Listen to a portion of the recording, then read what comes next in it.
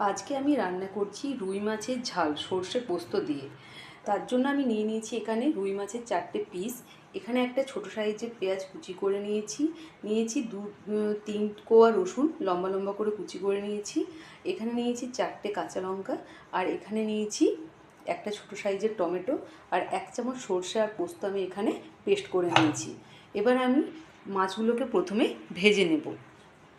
তার জন্য প্রথমে আমি এখানে কড়াইয়ে তেল গরম করে নিয়েছি।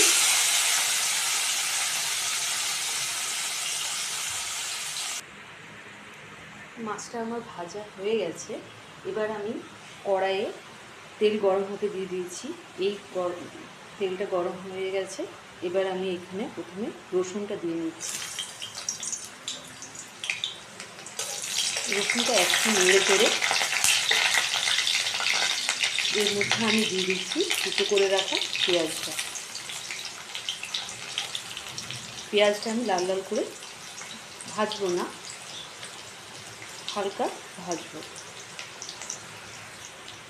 পেঁয়াজটা আমার ভাজা হয়ে গেছে।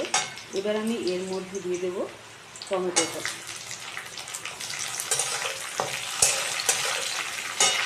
টমেটো দিয়ে একটু ভেজে নেব। টমেটোটাও আমি হালকা ভেজে নিলাম।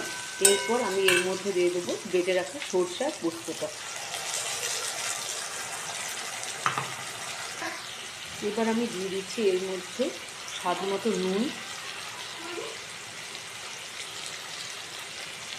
আর দিচ্ছি হলুদ।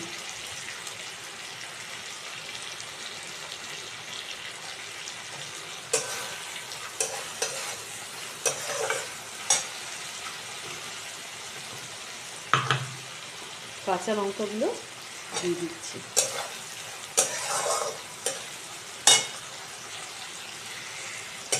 পোস্তটা দিয়ে আমি বেশি ভাজবো না। আমি এবার এটার মধ্যে দিয়ে দিচ্ছি জল। জলটা আমি বেশি দিইনি, কম পরিমাণেই দিয়েছি। ঝোলটা আমার ফুটে উঠেছে। এবার আমি এর মধ্যে ভেজে রাখা মাছটা দিয়ে দেবো।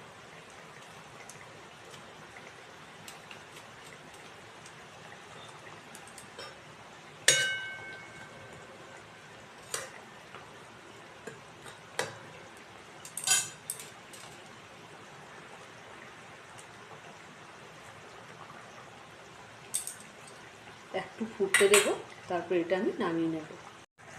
মাছটা আমার রেডি হয়ে গেছে। এবার এটা আমি একটা পাত্রের মধ্যে ঢেলে নেব।